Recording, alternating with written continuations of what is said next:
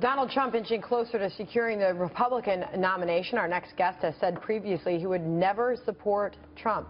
Has he changed his mind at all? Joining us now is former presidential candidate and host of the Ron Paul Liberty Report, former Texas Congressman Ron Paul. Good morning to you. Good morning. Nice to be with you. So naturally, you know what my question is. Have you decided to support Donald Trump? No, I'm sort of sticking to my original opinion about this. That sounds like a different answer than when we spoke a couple weeks ago. No, well, I'm sort of waiting for Trump to become a libertarian. And so what could when he becomes say? Libertarian, what could he say to change your mind?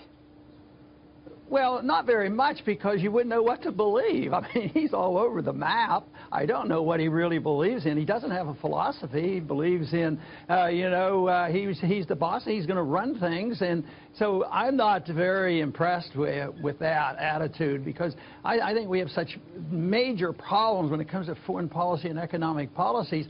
He's really not addressing this, because the major problem this country faces is the debt we have and not facing up to it. So we have two systems out there. We have the Bernie Sanders entitlement and the Wall Street entitlement, and they're fighting over a shrinking pie, and they're not dealing with that. And it's all turned into a personality fight. So I'm not interested in the personalities. I'm interested in the economic policies that we have and the foreign policy we have, and that's what they are not talking about. And therefore, it's going to continue. Nobody's talking about, they're talking about who's going to get the wealth, but there's not much wealth left, and nobody's talking about how you produce wealth.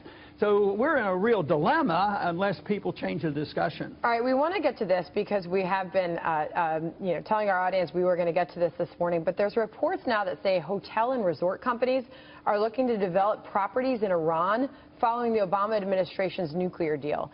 Does Iran become the next tourist hotspot following this recent boom of tourism that we are now seeing in Cuba?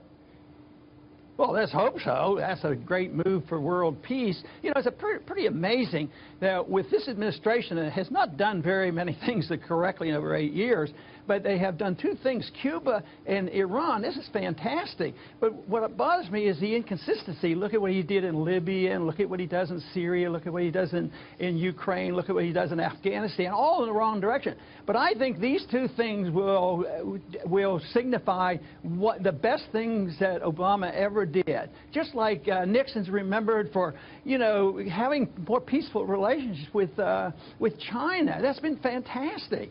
And I think this is great, and I hope they do, and I hope everybody benefits, but I wish they would be more consistent and say, well, if friendship and trade is worthwhile and it leads to a more peaceful world, why don't we do a lot more of it? At the same time, though, we're off looking for a fight someplace. We're looking to fight with Russia and China and everybody else. It makes no sense. Dr. Paul, I have Robert Wolf next to me. He's an advisor to President Obama, and he's got a question for you. Dr. Paul, nice to see you.